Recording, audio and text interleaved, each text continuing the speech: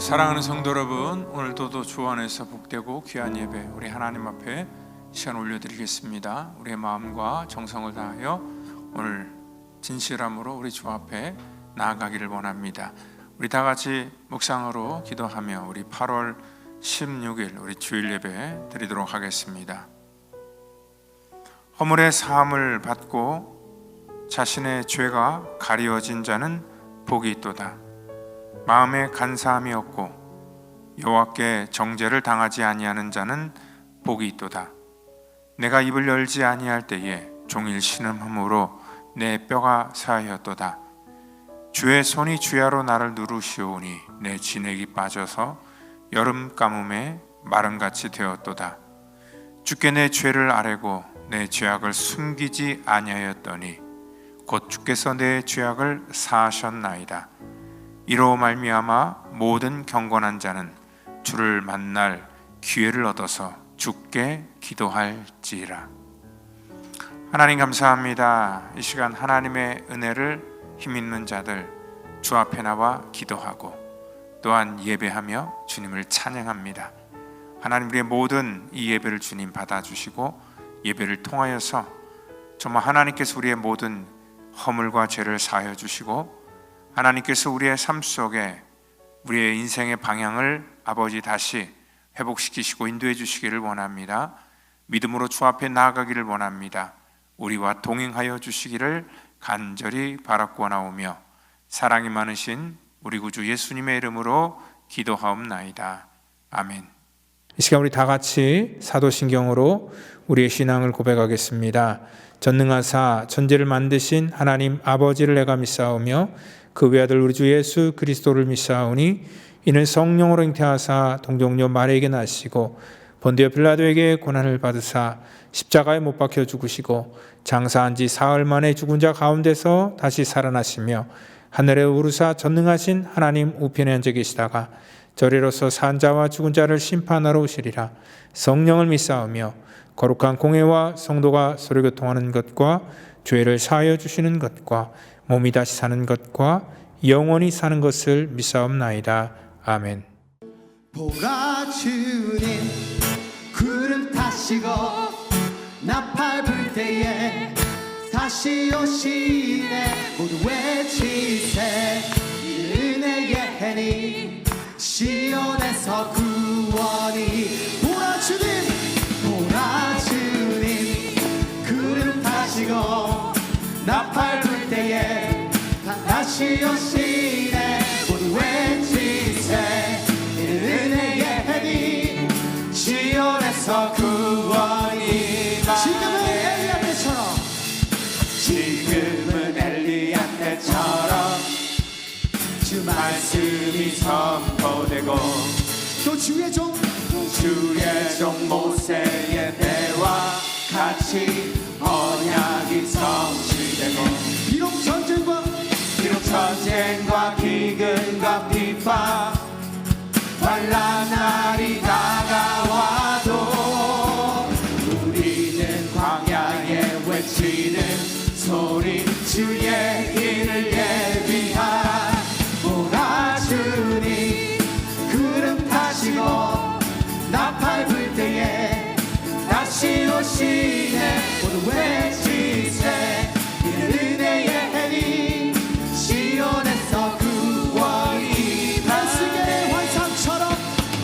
에스겔의 환상처럼 마른 뼈가 살아나며 또 주의 종 다윗의 때와 같이 예배가 회복되네. 추수할 때가 이르러 들판은 이어졌네.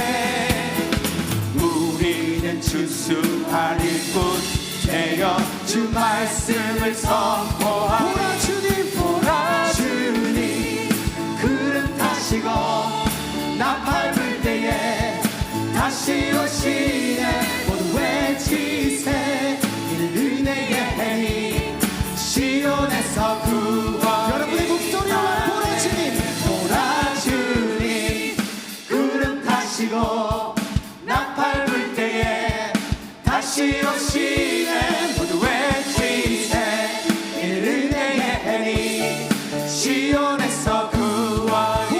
보라 주님 보라 주님 구름 타시고 나팔 불 때에 다시 오시네. 모두 외치세 은혜의 해니 시온에서 구원이 하네. 시온에서 구원이 하네. 우리 구원 주신 주님 앞에 영광의 박수 올려드립시다. 할렐루야. 주님 영광 받아 주시옵소서. 이 시간 이 많은 때에 주님께서 구원의 물을 뿌려주실 수를 믿습니다. 이 시간 찬양할 때에 주님 부흥 주시옵소서라고 우리의 목소리로 고백드리겠습니다. 이 땅의 황무함을 보소서. 하늘의 하나님 긍휼을 베푸시는 주여, 우리의 죄악 용서하소서. 이 땅 고쳐 주소서. 우리의 고백자입니다. 이제 우리 모두 하나 되어 이 땅에 무너진 기초를 다시 쌓을 때 우리의 우상들을 태우실 성령의 불 임하소서. 부흥의 불길 타오르게 하소서. 진리의 말씀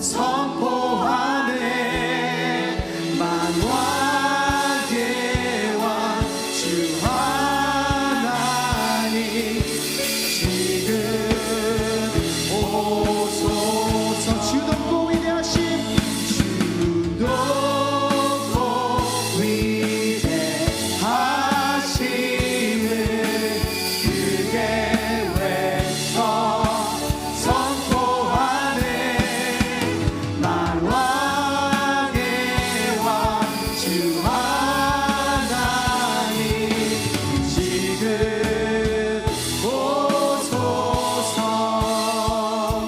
주 높고 위대하심을 크게 외쳐 선포하네 만왕의 왕 주 하나님 지금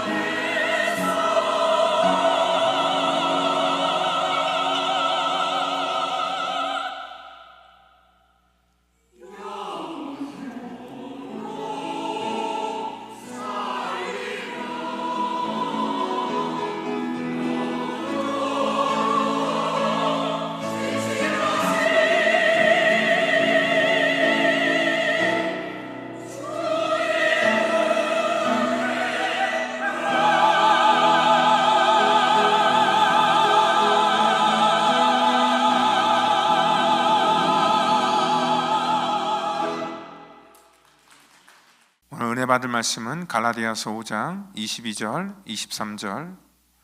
우리 같이 한 목소리로 말씀 보겠습니다. 오직 성령의 열매는 사랑과 희락과 화평과 오래 참음과 자비와 양성과 충성과 온유와 절제니 이 같은 것을 금지할 법이 없느니라. 이 시간은 우리 갈라디아서 우리 강의 21번째, 그리고 또 우리 성령의 열매 우리 세 번째인 그런 화평에 대해서, 그래서 우리 화평을 만들고 계십니까? 라는 그런 제목을 가지고 같이 은혜를 나누기를 원합니다. 우리 인간들은요 참 서로 관계를 좋게 화목하게 지내기를 원하는 마음이 있지만 우리의 삶의 모든 그러한 영역 속에 어느 시대를 불문하고 이 싸움, 특별히 전쟁의 소문이 그친 적이 없습니다.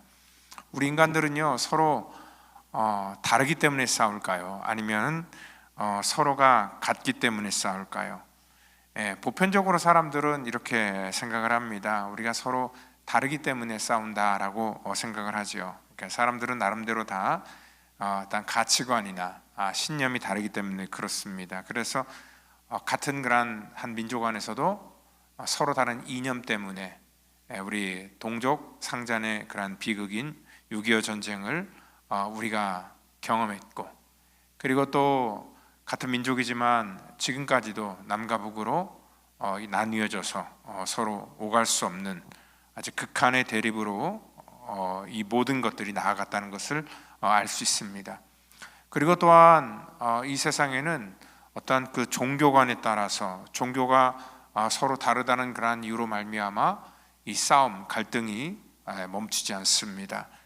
그리고 또한 같은 한 그 우리 나라로 치면 남한일지라도 서로 간의 그러한 정치적인 성향에 따라서 그 사람의 그러한 성향이 진보인지 또 보수인지에 따라서 이 갈등이 계속 이어지게 됩니다. 그래서 늘 만나기만 하면 서로 대립하고 싸우게 된다는 것입니다. 그래서 생각해 볼 때는 이게 서로 다르기 때문에 싸우는구나 라고 우리가 이렇게 생각을 할 수 있습니다. 근데 또 가만히 들여다보면은요, 사람은요 또 비슷하기 때문에, 같기 때문에 싸우는 경우가 더 많습니다. 그러니까 우리가 이제 끼리끼리라고 얘기를 하죠.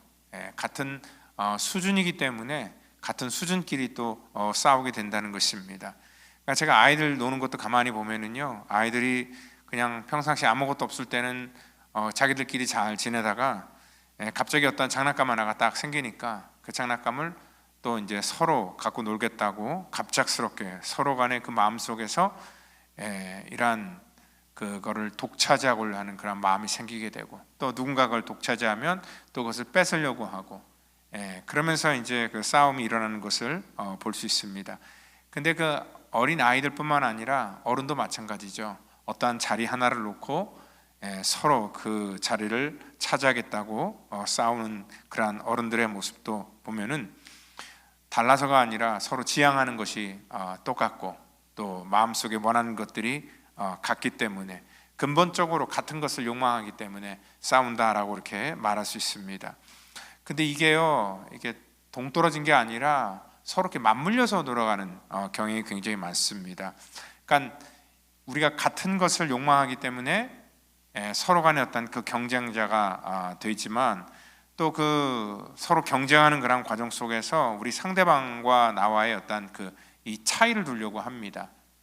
그래서 항상 저 사람들과 나는 같지 않다, 난 다르다라는 그런 서사를 우리가 또 만들어 가는 그런 과정 속에서 갈등이 일어난다는 것이죠. 그러니까 갈등의 어떤 그 뿌리는요, 우리가 같기 때문에, 그리고 같은 민족, 같은 언어를 쓰고 또 같은 그러한 문화 안에서 공존하기 때문에 이러한 그 갈등의 뿌리가 거기 있지만, 또 갈등이 표출되는 방식은 그 같음 안에서 서로의 어떤 그 자기 방식의 그러한 그 주관과 고집 때문에 이러한 갈등이 일어납니다. 그래서 결론적으로 볼 때는요, 인간은요 서로 달라도 싸우고 같아도 싸운다라고 이렇게 말할 수밖에 없다는 것입니다.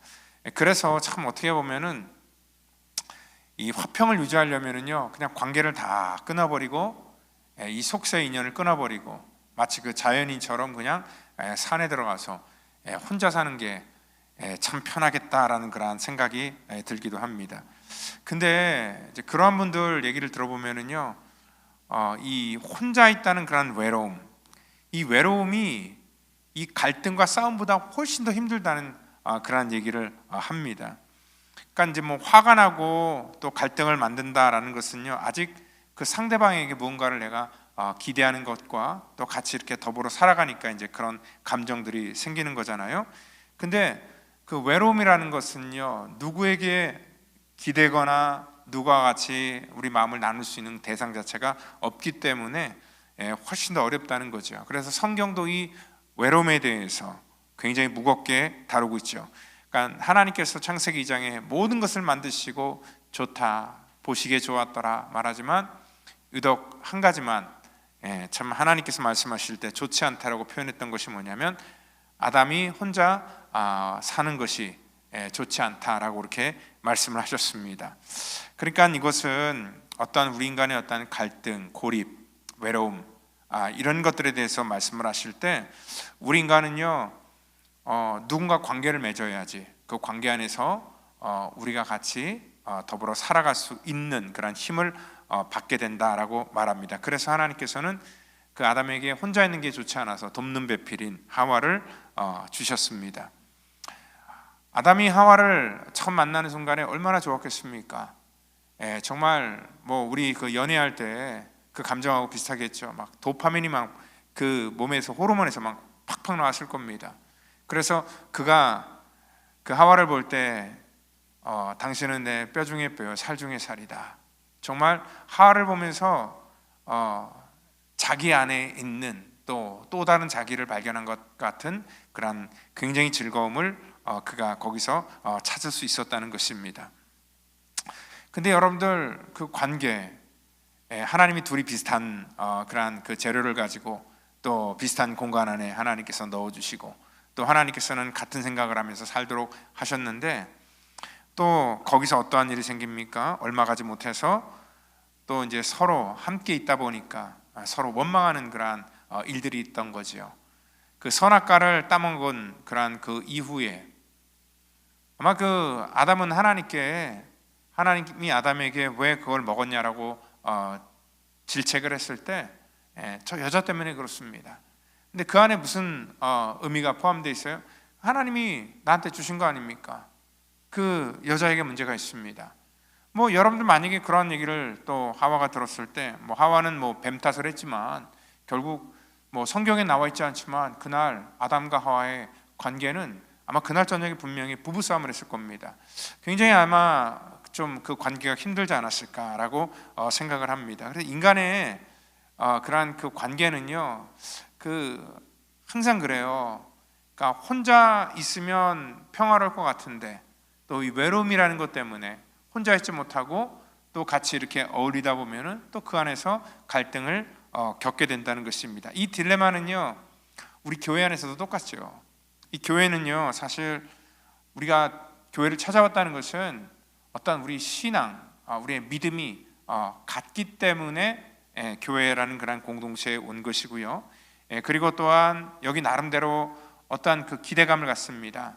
교회 오면 내가 이 세상 가운데 잃었던 그러한 평안, 이 화평을 찾을까 하는 그런 기대감으로 오게 된다는 것입니다. 그런데 교회가 정말 화평한 곳일까라고 생각할 때 우리는 이제 경험상 알죠. 그렇지 않다라는 것을. 여러분들 교회는요 사실 화평한 곳은 아닙니다. 교회는 영적인 싸움이 있는 곳이고요. 또 죄인들이 있기 때문에 늘 갈등이 있을 수밖에 없다는 것입니다. 그러니까 교회이기 때문에 화평하다는 그런 우리 착각을 먼저 벗어버려야 된다는 거죠. 그러니까 이 화평이라는 것은 교회의 기본값이 아니라 우리가 교회가 힘써 만들어 나가야 될 그런 우리의 삶의 목표라는 것입니다. 아무리 평안했던 그런 교회가 있다 치더라도 내가 들어가는 순간 그 화평이 깨진다는 것을 우리가 먼저 인지하고 있어야 된다는 것입니다. 왜냐하면 여러분들 그 교회가 처음 태동되었을 때 그 초대교회를 한번 생각해 보세요. 교회가 서로 떡을 떼고 자기 물건을 서로 나누고 하는 아름다움이 있었지만 얼마 못 가잖아요. 금방 그 예루살렘 그 초대교회에서 그 히브리파 과부를 도와야 된다, 헬라파 과부를 도와야 된다, 돕는 문제로 서로 뭐합니까? 구제 문제로 서로 다투게 되잖아요. 그리고 또 이 바울 서신을 우리가 쭉 같이 말씀을 나누고 있는데 이 갈라디아 교회도 보면은 이 안에서 어떠한 서로, 그러니까 그 어떻게 보면 그 인종이 다르고 또 이제 유대인과 또 어떤 그 헬라인의 어떤 그런 인종적인 그런 문제, 그리고 또 고린도서를 보면은 어떤 그 젠더 문제, 또 남자와 여자의 어떤 그 차이점, 또 차별점, 또 교회에서 그들을 대하는 그러한 태도, 그리고 또 빌레몬서 같은 데 보면은 이제 주인과 종의 그러한 그 관계, 그래서 신분의 문제. 여러분들 이 교회 안에도 보면은요 이런 다양한 나뉘어질 수밖에 없는 문제들이 계속 이어진다는 것을 우리가 잘 알고 있다는 것입니다. 뭐 요즘에는 뭐 그런 것보다 또 더한 것도 있죠. 우리가 지금 뭐 이민 생활을 하다 보니까 어떤 어느 지역에서 왔느냐, 그리고 또한 우리가 뭐 한국적인 문화권에 사느냐 아니면 미국적인 문화권에 사느냐, 여러 가지 그런 언어의 문제, 또 학연의 문제, 지연의 문제, 이런 것들로 인하여서 굉장히 복잡한 것이 바로 교회입니다. 그렇기 때문에요 오늘 이 교회 안에서 우리가 어떠한 그 화평을 그냥 막연하게 기대한다는 것은 어렵다라고 생각할 수밖에 없다는 것입니다. 우리가 이 갈등이 일어나는 이유는요 표면적으로는요 어떠한 그 성향, 어떠한 이념, 그리고 또 어떠한 우리 갖고 있는 그런 여러 가지 삶의 그런 그 다름, 그러니까 뭐 성별도 다르고, 그리고 또한 어떤 외적인 조건 같은 것도 다르고, 경제적인 능력도 다르고, 이러한 것이라고 말할 수 있지만 우리가 근본적으로 한마디를 우리가 딱 정의를 내리려면 야고보서 4장에 나와 있는 것처럼 너희 중에 싸움이 어디서부터, 다툼이 어디서부터 나느냐, 너희 지체 중에서 싸우는 정욕으로 나는 거 아니냐라고 말합니다. 그렇습니다. 이 모든 다양한 요소인데 한마디로 얘기하면 우리의 정욕 때문에, 어떤 자기애 때문에 이러한 그 갈등이 생긴다라고 말할 수 있습니다. 우리는 무엇을 하든지 간에 항상 뭐예요? 나를 제일 중심으로 생각하고 내 입장만 생각을 하고 내 생각만 고수하려는 그러한 생각이기 때문에 그렇습니다. 교회 안에서 아무리 어떤 그 신앙의 언어로 우리가 그거를 포장하려고 해도 이러한 것들을 감출 수 없다는 것입니다. 여러분들 인류의 최초의 그러한 갈등, 이 죄로부터 시작됐잖아요. 그러니까 아담과 하와가 이 죄의 그러한 그 열매를 그가 누구에게 줬어요? 그 자녀들에게 또 금방 그 다음 세대에게 물려주잖아요.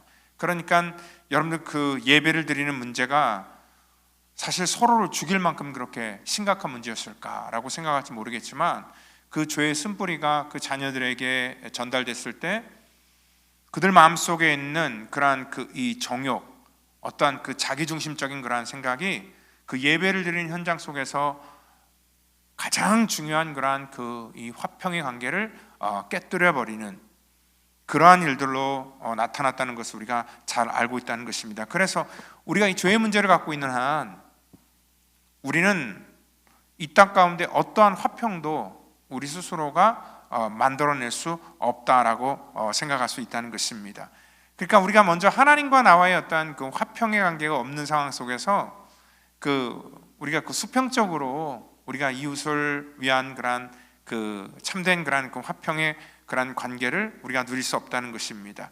왜냐하면 우리 어떤 죄의 문제가 해결되지 않고는 우리에게 끊임없는 그러한 이 갈등을 일으키고 싸움을 일으키는 그러한 그 죄의 문제가 우리 속에 온전히 풀어지지 않고는 이 땅 가운데 참된 화평은 없다라고 말할 수 있습니다. 여러분들 악취가 나는 그러한 이 하수관을 한번 생각해 봅시다. 여러분들 악취가 나는 것은 폐수가 있기 때문에 그런 거지요. 여러분들 폐수가 있는 곳에는 물고기가 살 수가 없습니다. 그러니까 이 평화라는 거가 없다는 것을 우리가 생각을 하면서 그 안에서 우리가 뭐 그것 때문에 비판을 하고 또 누구를 비난을 하고 한다고 해서 그 평화가 회복되는 게 아니라는 것을 우리가 알아야 되는 거예요. 그러니까 뭐 냄새나는 그런 악취가 나는 그런 폐수에 물고기 집어넣는다고 해결될 문제가 아니라는 것입니다. 이사야서 48장 22절을 보면 여호와께서 악인에게는 그래서 이 평강이 없다, 이 죄를 가지고서는 이 화평을 누릴 수 없다라고 그렇게 말씀을 합니다. 그러니까 이러한 이 악인을 어떻게 묘사하면 죄를 가진 모든 이 땅의 인류를 말하는 것이죠. 그러니까 우리가 어떠한 고통을 느끼지 않는다고 해서 문제가 없는 것은 아닙니다. 그 말씀인 지금 뭐냐면 문제가 없으니까 화평하다라고 생각을 할 수가 있어요. 이런 착각들을 많이 한다는 거죠. 여러분들 이제 그 질병 중에서 이 암이라는 그런 질병은요, 사실 이 고통을 내가 느끼기 전까지 우리 몸에서 어떤 그 전조 증상이 잘 나타나지 않습니다. 그래서 사실은 보편적으로 많은 사람들이 자기가 건강한 줄 알다가 나중에 이제 건강검진을 통해서 이러한 그 암이라는 것이 내 몸속에 지금 자라고 있다는 것들을 듣고 깜짝 우리가 놀라게 된다는 것입니다. 왜냐하면 이것이 우리 속에 분명히 있는데 이것이 어떠한 내 몸속에서 이미 그 자각을 하게 되고 느끼는 그 순간에는요, 이게 굉장히 지금 많은 그러한 시간 동안에 내 몸속에 있었다는 것과, 그리고 그것들을 내가 느끼는 그 순간에는 굉장히 어떻게 보면 치료하기 어렵다라는 그러한 얘기를 우리가 많이 듣기 때문에 그렇습니다. 이것이 우리의 관계 문제도 똑같다는 거지요. 그러니까 내가 이 관계가 아무 문제가 없으니까 우리는 뭐에 흔히 착각을 합니다. 싸우지 않은 것을 평화롭다, 화평하다라고 그렇게 생각할 수 있다는 것입니다. 그러니까 실질적으로는 관계가 골마 터져서 굉장히 심각한데도 불구하고 아무 문제가 없다고 생각하는 것만큼 또 위험한 일이 없기 때문에 그렇습니다. 왜냐하면 우리가 평안한 줄로 생각하다가 망하는 경우가 종종 많기 때문에 그렇습니다. 이걸 같이 마치 뭐냐면 그 폭풍 전의 고요다라고 그렇게 말하고 있는 것입니다. 그러니까 이제 이 폭풍이 오기 전에 그 뱃사람들이 그러더라고요. 그러니까 이상하리만큼 굉장히 바다가 잔잔하고 고요하다라고 이렇게 얘기를 합니다. 그러니까 그 폭풍 전에 어떤 그 고요와 이게 평화롭다라는 것도 우리가 혼동하고 착각하면은요, 우리가 준비함이 없이 그런 재난을, 그 폭풍을 우리 인생 속에 맞이하게 되는 경우가 많습니다. 그러니까 요즘에 이제 그 황혼을 이혼하는 경우가 굉장히 많습니다. 그 경험한 사람들이 그냥 공통적으로 하는 그런 말씀이에요. 뭐냐면 그 이혼을 결심한 그런 그 배우자는요, 대개 이렇게 말합니다. 이미 오래전부터 마음이 떠났다라고 그렇게 얘기를 합니다. 근데 이제 통보를 받은 그런 이 상대방은요, 대부분 이렇게 얘기를 합니다. 우리는 뭐 특별히 어떤 갈등도 없고 싸운 것도 없는데 갑작스럽게 나한테 그러한 황당한 통보를 하는지 모르겠다라고 얘기를 합니다. 그러니까 이게 마치 뭐냐면 그 폭풍 전의 고요와 똑같다는 것입니다. 그러니까 한쪽은 이미 오래전부터 마음속에 어떤 그 균열을 느끼고 또 마음을 정리했지만, 그 다른 한쪽은 그 싸우지 않고 그냥 가만히 있는 그런 일상을 굉장히 평화롭다라고 착각한다는 것입니다. 그러니까 갈등이 없다는 것과 또 관계가 굉장히 건강하다라는 것과는 전혀 다른 문제라는 것을 우리가 알아야 된다는 것입니다. 성경은요, 이러한 거짓된 평화에 대해서 경고를 하죠. 예레미야서 6장에서도요, 거짓 선지자들이 내 백성의 상처를 가볍게 여기면서 말하기를 평강하다, 평강하다, 그렇게 평강하다고 하지만 평강이 없다라고 그렇게 말하고 있습니다. 문제가 분명히 있어요. 하나님께서는 그래서 예레미야 선지자를 통하여서 그 문제를 그들에게 직접적으로 말씀해 주셨지만 그들은 그 말을 들으려고 하지 않아요. 그냥 우리는 아무 문제가 없다, 그 문제를 뭐합니까? 그냥 덮어버리려고 하는 그런 결정을 했다는 것입니다. 근데 그것만큼 위험한 게 없습니다. 문제가 있을 때 문제를 직시를 하고 문제를 풀어나가면은 그나마 기회라도 있는데, 문제가 없다라고 그냥 묻어버리고 그거를 인식하지 않을 때 나중에는 그 문제가 우리 속에 언젠가는 튀어나온다는 것을 우리가 알아야 된다는 것입니다. 그래서 겉모습은 굉장히 평온해 보이지만 이 속에서는 이미 균열이 가고 있다는 것들을 우리가 또한 알아야 된다는 것입니다. 그렇기 때문에 우리는 어떠한 그 문제가 있을 때 그것들을 무시해버리고 덮어서는 안 된다는 것입니다. 오늘 여기 그 주님께서는요, 우리를 화평케 하는 그러한 직책을 줬다라고 말합니다. 이 화평케 하는 직책은 뭐냐면 그냥 가만히 주어지는 그러한 화평이 아니라 적극적으로 뭐라는 거예요? 화평을 만들고 그 화평을 통하여서 이 땅 가운데 하나님께서 우리에게 주시는 그러한 온전한 열매를 맺으라는 그러한 말씀이라는 것입니다. 그러니까 어떠한 것들에 있어서 그냥 침묵하는 것이 좋은 것이 아니라 그 문제가 있으면 그 문제를 해결하고 그 문제를 우리가 풀어나가야 된다라는 것들을 말씀하고 있다는 것입니다. 근데 많은 사람들이요, 그냥 그 침묵을 선택하는 게 왜 그러냐면요, 불편하기 때문에 그래요. 이 불편함을 피하기 때문에 우리는 만약에 그것 때문에 우리가 침묵을 선택하고 그리고 또 그 침묵이 오래가는 것을 우리가 그냥 참 평화롭다라고 우리가 착각하기 쉬운데요, 정말 우리가 이러한 부분들을 조심해야 된다는 것입니다. 그러니까 이제 심각한 문제는요, 죄로 오염되고 부패한 인간들 스스로가 이 화평의 그러한 그 관계를 다시 회복할 수 없다는 것들을 우리가 먼저 알아야 된다는 것입니다. 그래서 그 로마서 5장 1절에서는요, 우리 이런 말씀이 있습니다. 그러므로 우리가 믿음으로 의롭다함을 얻었은즉 우리 주 예수 그리스도로 말미암아 하나님으로 더불어 화평을 누리자. 화평을 누리는데 어떻게 누리는 거예요? 우리가 뭔가 그냥 친하게 지내자가 아니라 제일 먼저 우리가 풀어야 될 것은 그 수직적인 관계, 하나님과 우리 사이의 어떠한 그 관계의 회복이 먼저 있어야 된다는 겁니다. 그 관계의 회복은 뭐합니까? 우리가 우리 주 예수 그리스도로 말미암아. 여기서 말하는 우리 주님께서 우리 가운데 주신 최고의 은혜 중의 은혜, 죄사함의 은혜. 이 죄의 문제를 갖고는 절대 화평의 문제를 풀어나갈 수 없다 그랬잖아요. 우리 마음속에 근본적으로 죄가 있는데 그 죄의 문제를 가지고 이 땅의 수많은 문제를 우리가 해결하려고 하는데 안 된다는 것입니다. 그래서 가장 먼저 우리가 해결돼야 될 그러한 그 평화를 위한, 평화를 누리기 위한, 평화의 열매를 맺기 위한 우리의 첫 번째 그러한 것들은 바로 뭡니까? 우리가 예수 그리스도로 말미암아 우리가 하나님 안에서 오늘 우리가 화평을 누리는 것, 예수님의 그러한 거룩한 이러한 그 은혜로 말미암아, 이 죄사함의 은혜로 말미암아 우리가 누려야 되는 그러한 이 하나님과의 온전한 관계가 제일 먼저라는 것입니다. 요즘 저희가 이제 새벽에 사무엘상 강의를 하고 있는데요, 거기서 이 부분을 잘 묘사하고 있습니다. 사울은요, 사실 어떻게 보면 그의 그 삶 속에서 하나님께서 그에게 주신 그러한 그 평강을 그가 스스로 잃어버리게 됩니다. 그러니까 왜냐면은요, 다른 게 아니라 하나님과의 관계가, 이 수직적인 그런 관계가 깨져버렸기 때문에 그 깨진 순간부터 그가 이러한 그 평강, 화평을 그 마음속에 잃어버리게 된다는 거죠. 왜 그가 그걸 깨뜨렸습니까? 어떤 문제가 있을 때 그 문제를 사실 자기 안에서 풀어야 되는데요, 그는 자기 문제는 덮어버리고 누군가에게 탓을 돌리려 했기 때문에 그렇다는 것입니다. 그러니까 사무엘 선지자가 그 전쟁터에 늦게 오니까 자기가 먼저 제사를 드리고 난 다음에 그 다음에 그거에 대해서 뭐라고 하니까, 그 책망을 하니까 그 사울이 하는 말이 뭡니까? 그 사무엘 선지자가 늦게 와서 당신 때문에 그런 거 아니냐.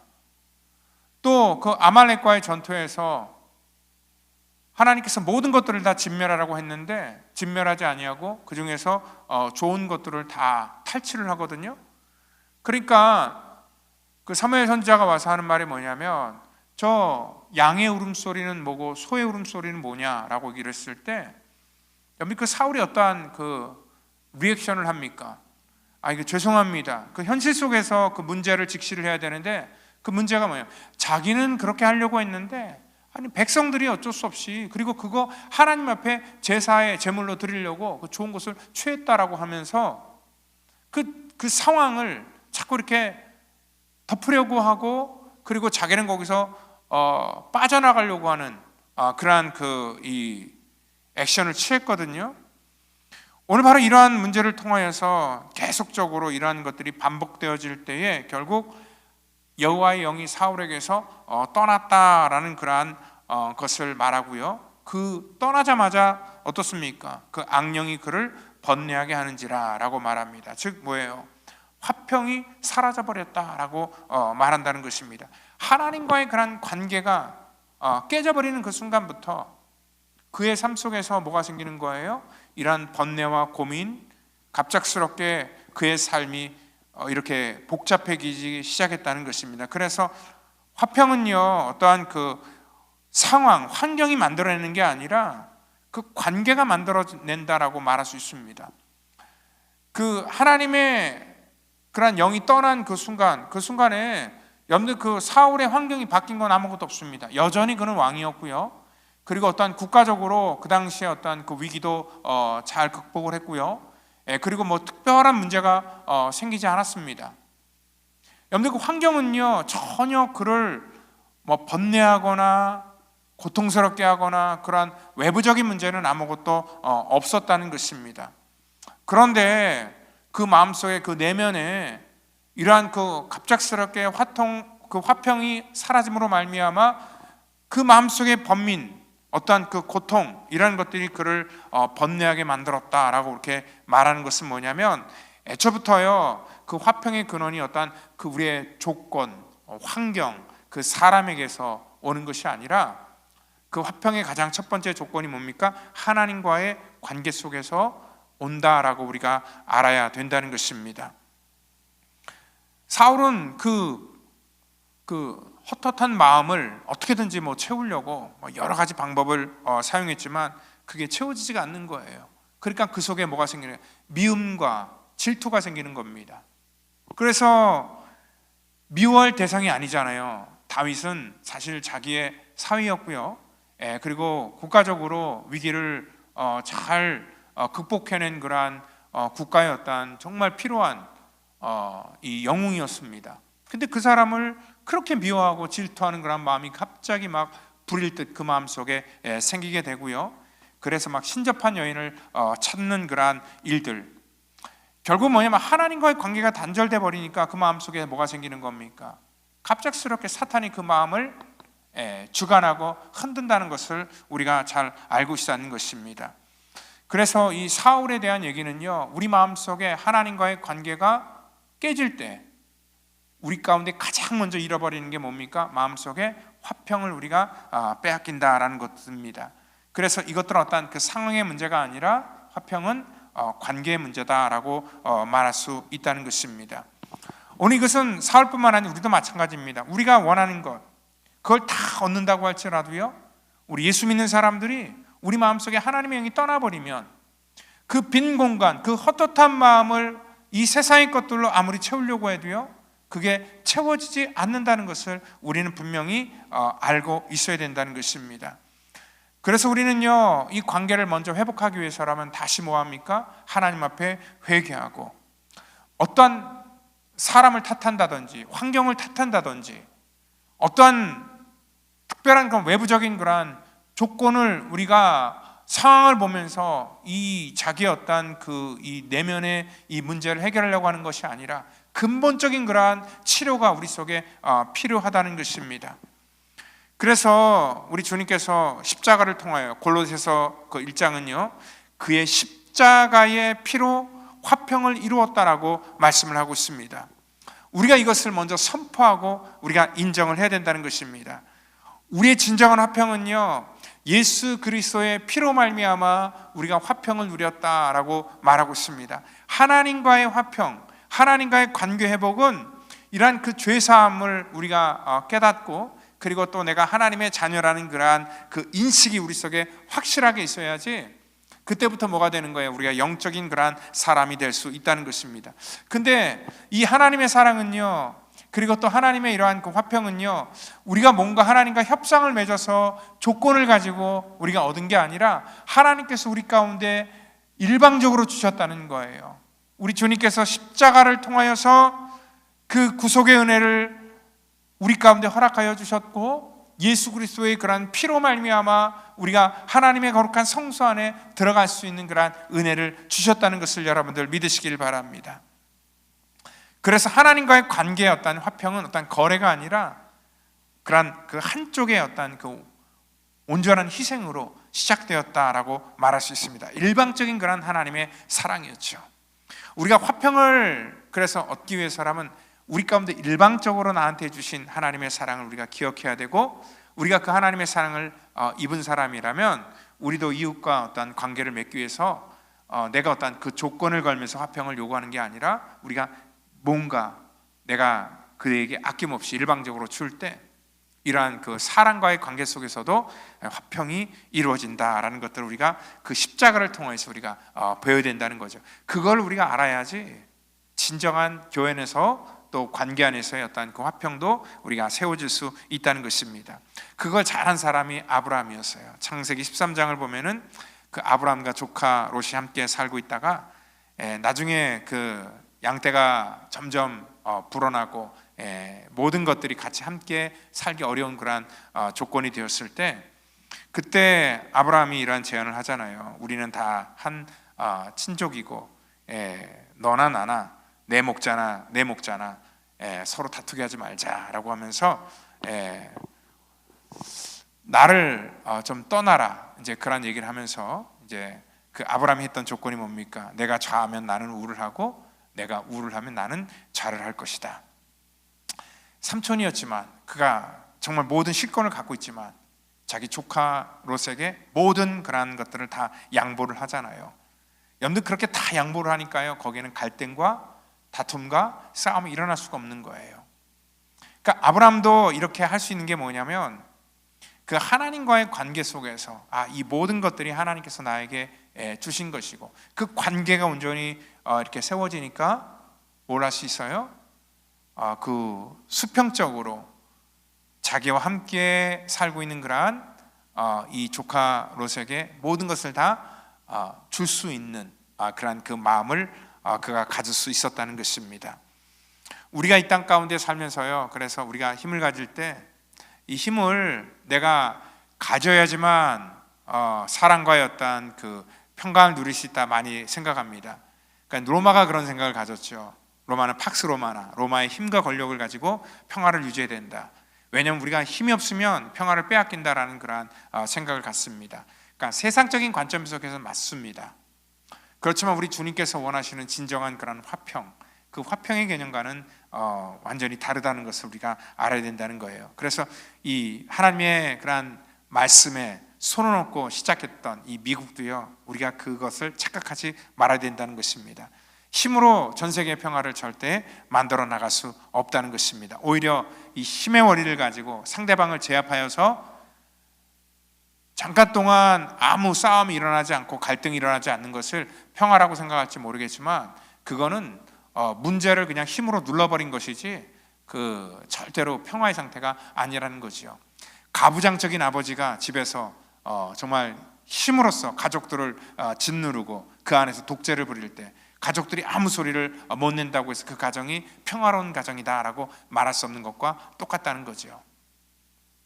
평화는요, 서로 약하고 부족해도 진정한 그러한 그 사랑의 관계, 아름다운 그런 관계를 통해서 생기게 된다라는 것들을 우리가 잘 알 수 있다는 것입니다. 그래서 조금 소극적인 그러한 평화이기도 하지만, 우리가 가급적이면 우리 같이 더불어 사는 그러한 우리 이웃들과, 그리고 또 가족 공동체 안에서도요, 우리가 이 말로 인하여서 서로에게 상처를 준다든지, 아니면은 어떠한 그 싸움의 현장, 다툼이 될 만한 일들을 우리가 스스로 피하는 그런 지혜가 우리 속에 있어야 된다는 것입니다. 누구든지 다 상처를 가지고 살아가요. 근데 그 상처를 건드리면은요, 어떤 사람이든지 간에요, 그 상처는 민감한 곳이기 때문에 반응을 할 수밖에 없습니다. 그렇기 때문에 가급적이면 우리가 상처를 우리가 건드리지 않고 그 상처를 품어줄 수 있는 그런 아름다운 그런 우리의 그 언행이 필요하다라고 말합니다. 예수님께서는요, 마가복음 9장 50절에서 너희 속에 소금을 두고 화목하라라고 그렇게 말씀을 하고 있습니다. 여기서 말하는 그런 소금, 그 우리 레위기 2장 13절을 보면은요, 소제를 드릴 때 소금을 치라라고 그렇게 말하고 있기 때문에 그 말씀을 아마 인용해서 하신 것 같아요. 그러니까 이제 이 소제는요, 식물, 곡식을 하나님 앞에 드리는 그러한 제사거든요. 번제는 양을 죽여서 드리는 그러한 제사입니다. 근데 이 제물이 된다는 건 죽은 걸 드리는 게 아니라 이 살아있는 걸 드리는 것을 우리가 이 제물이다라고 말하고 있는 거죠. 그래서 이 번제는 살아있는 그러한 짐승을 가져다가 죽임으로 말미암아 또 하나님 앞에 일한 그 이 생명에 대한 그러한 그 은혜를 우리가 생각하는 것과, 그러면 이 식물은 어떻게 죽여서 드릴까? 바로 소금을 치는 거죠. 우리가 이제 김장 담글 때 항상 어떻습니까? 그 배추에다가 소금을 치면은 우리가 배추가 이제 뭐 절여진다라는 말도 하지만 숨이 죽어야 된다, 뭐 그런 말을 많이 쓰잖아요. 그래서 오늘 우리가 하나님 앞에 우리 스스로가 우리의 언어와 우리 행동이 이 소금을 치듯이 우리의 삶 속에 골고루 뿌려져서 우리의 어떤 그 숨이 죽어질 때 비로소 우리가 화평을 누릴 수 있게 된다라고 말하는 것이죠. 그래서 저는 세상에서 가장 화평한 곳이 어딜까? 이 세상에서요. 다른 곳이 아니라 공동묘지가 가장 화평한 곳이 아닐까 생각을 합니다. 뭐 죽음은 사실 말이었기 때문에 그렇다는 것입니다. 그리고 또한 우리 주님께서는요, 우리가 하나님 앞에 예배를 드릴 때도 똑같은 그런 말씀을 하죠. 마태복음 5장 23절에 제물을 드리다가 거기서 내 형제에게 원망 들을 만한 일이 있는 것이 생각나거든 예물을 제단 앞에 두고 먼저 가서 형제와 화목하고 그 후 예물을 드려라. 이것도 뭡니까? 관계 문제 때문에 그래요. 그러니까 하나님과의 그런 관계, 그 관계가 온전히 세워져야지 우리가 뭐 할 수 있어요? 하나님 앞에 우리가 화평을 누릴 수 있다는 것.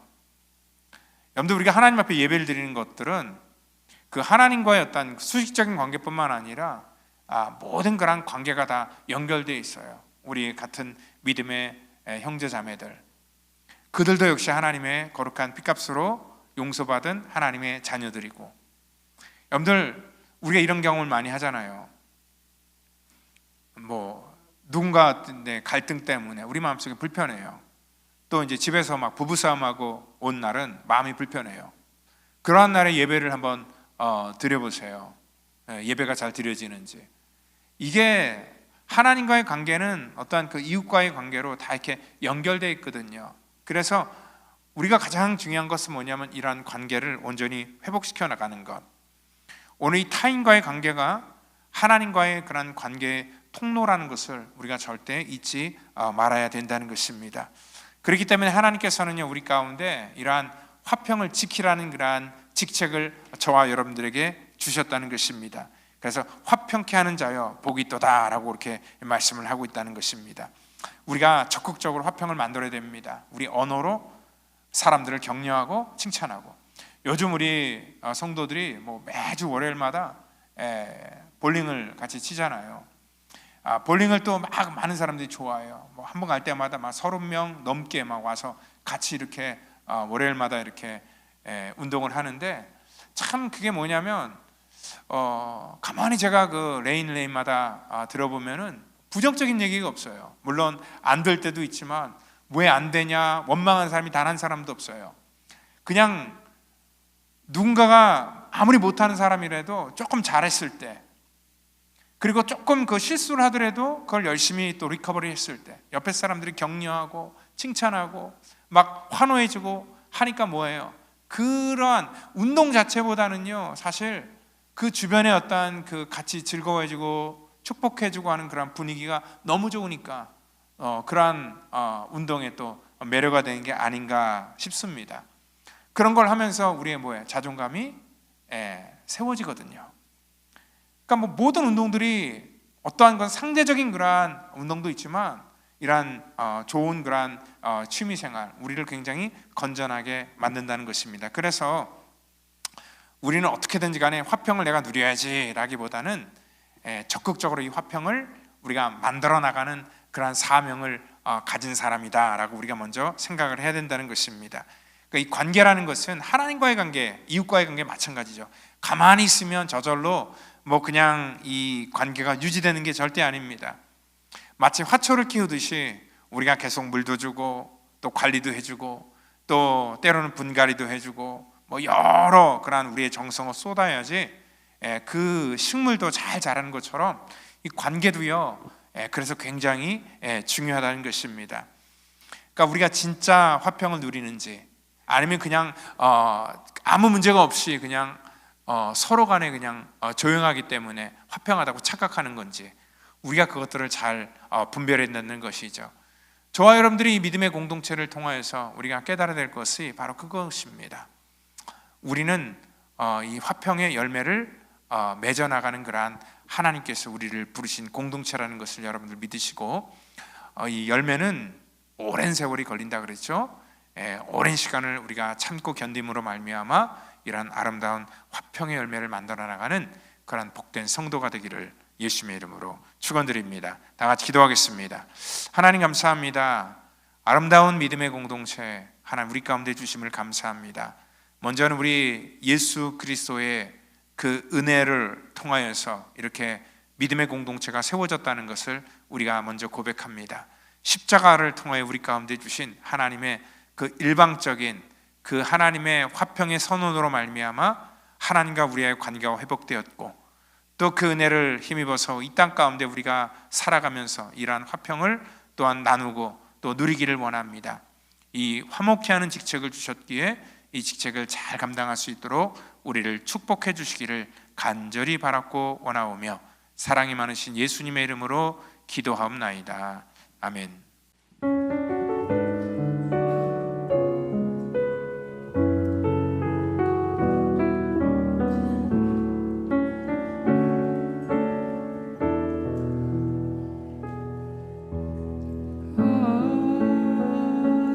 어찌하여야 그 크신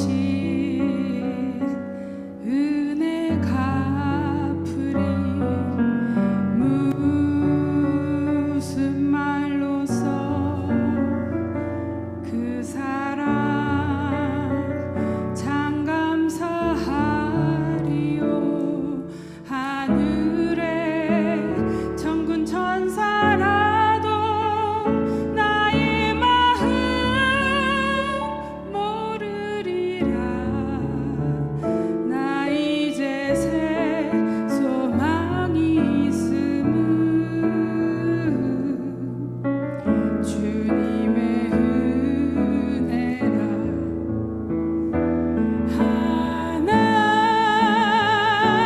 하나님께 영광, 하나님께 영광,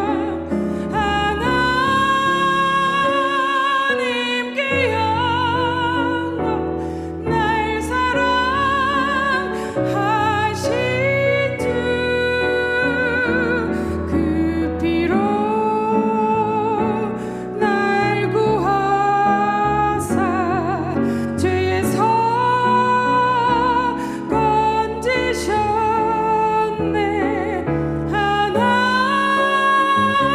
하나님께 영광. 날 사랑하신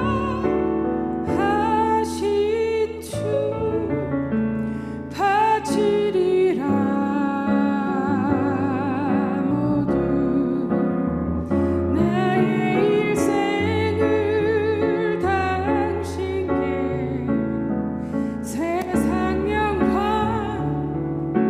명예도 갈보리로 돌려보내리. 그 피로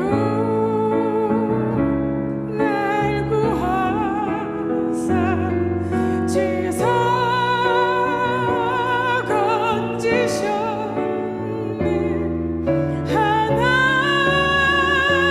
하나님께 영광. 날 사랑하신 주, 날 사랑하신 주, 날 사랑하신 주.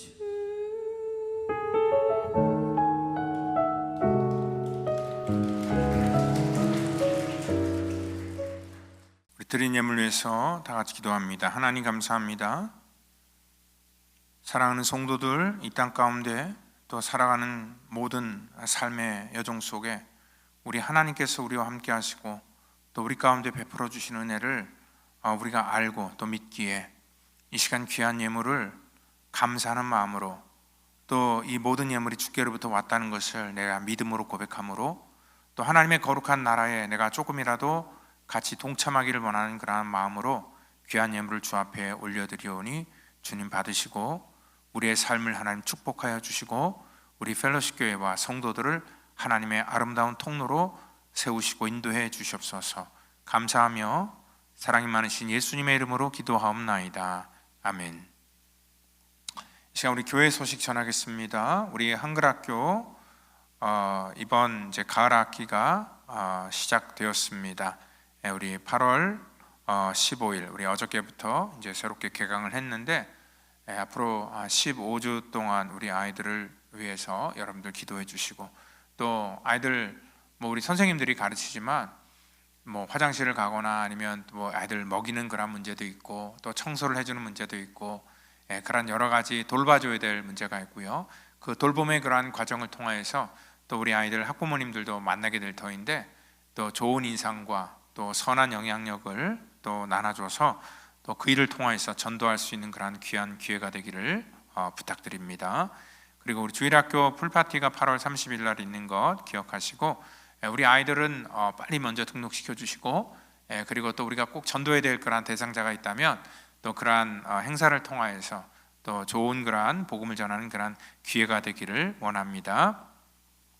우리 바우 목요 경배와 찬양은 우리 8월 달에는 없고요. 우리 9월 달 9월 24일 날 진행되는 것 기억해 주시면 감사하겠습니다. 저는 내일부터 또 일본 이제 선교를 갔다 올 예정입니다. 가고는 모든 여정 속에 또 계획한 것처럼 안전한 여정이 되고 또 안전한 그러한 여정을 통해서 다시 복귀할 수 있도록 기도해 주시고 또 그곳에도 많은 그러한 사람들을 만나고 또 우리 선교사님도 만나고 올 터인데 또 거기도 가서 또 선한 영향력을 또 주고 올 수 있도록 여러분들 기도해 주시면 감사하겠습니다. 또 제가 자리를 또 비운 그러한 한 주 동안에 또 우리 미국 월 오브 라이프 교회 담임 목사인 데이빗 비러 목사님이 와서 설교를 해주십니다. 그래서 다음 주는요, 우리 8월 23일 주일 예배는요, 우리 1부하고 2부가 통합으로 드리게 됩니다. 그래서 1부 예배는 없고요, 2부 예배로 통합을 해서 12시에 예배 드리는 것 기억하시면 감사하겠고, 우리 주일학교 선생님들도 2부 예배 다 와서 드리시고요, 우리 아이들은 우리 전사님과 또 우리 간사 사역자들이 돌보도록 하겠습니다. 우리 그날 통역은 또 김성광 집사님이 한국말로 해주기 때문에 여러분들 또 영어권에 계신 분들은 뭐 아무 부담 없이 오셔서 또 예배를 드릴 수 있을 것 같습니다. 여러분들 제가 없는 또 그 또 주중에 또 새벽 예배 우리 장로님들 또 돌아가면서 새벽 예배를 인도해 주실 터인데 제가 없는 동안에 여러분들 더 열심히 나오셔서 또 교회를 지켜주시고 기도해 주시고 악한 사단 마귀가 또 틈타지 못하도록 또 여러분들 더 열심히 교회를 세워주시기를 부탁드리도록 하겠습니다. 우리 향수 모임 가을 학기 이제 신청을 받습니다. 9월 9일부터 이제 시작이 되죠. 이제 이건 8주 동안 하게 되고요. 그리고 다양한 프로그램들이 있고요. 또 미리 이제 우리가 등록을 하셔야 됩니다. 그래서 또 우리 이제 향수는 이제 또 중간에 또 한번 또 수련회도 계획하고 있는데 우리 나이는 이렇게 딱 몇 살이다 제한을 두지 않습니다. 수요일 날 10시에 시간을 갖는데 누구든지 오셔서 같이 이 모임에 함께 할 수 있습니다. 그러니까 향수 모임이라고 하니까 무슨 향수냐라고 말하는데 이건 향기로운 수요일의 약자로 우리 향수 모임으로 그렇게 정했습니다. 우리 오늘 예배 후에 운영위원회 모임 잠깐 갖도록 하겠습니다. 이 시간에 우리 다 같이 자리에 일어나셔서 우리 찬송가 508장 우리가 지금은 나그네 되어도 우리 같이 찬양하시고 축도함으로 예배를 마치도록 하겠습니다.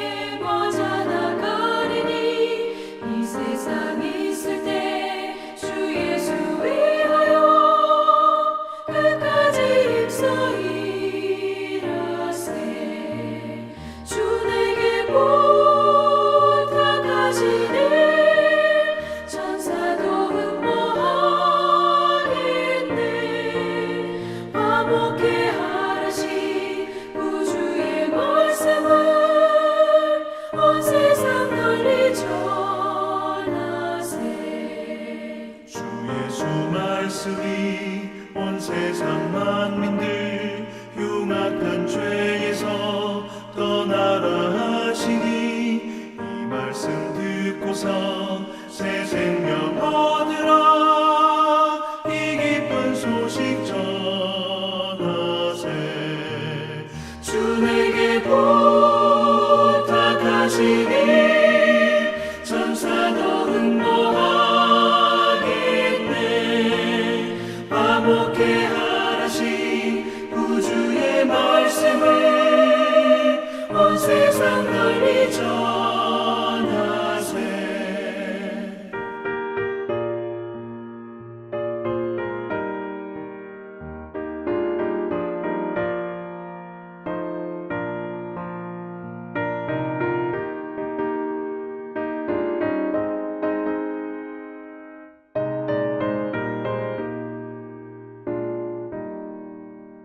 영생의 복락과 천국에 갈 길을 만백성 알도록 나가서 전하세 주 예수 말씀이 이 복음 전하라 우리에게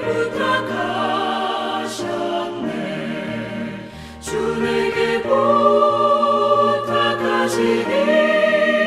천사도 흥모하겠네 화목해 하라신 구주의 말씀을 온 세상 널리 전하세 이제는 구원의 완성을 이 땅 가운데 이루시기 위해 십자가에서 물과 피를 쏟으시며 우리의 모든 죄악과 허물을 사해 주신 우리 구주 예수 그리스도의 그 놀라우신 은혜와 우리를 사랑하셔서 십자가에서 피를 흘리시며 우리를 사랑하신 그 하나님의 무한하신 사랑하심과 성령님의 교통감화 역사 그 충만케 하심이 오늘 이 땅 가운데 정말 화목하게 하는 직책, 이 화평의 열매를 맺기를 원하는 사랑하는 성도, 우리 자녀, 또 이 시간 함께하지 못한 믿음의 권석 전체 머리 위에마다 이제로부터 영원토록 함께 하시기를 간절히 축원하옵나이다. 아멘.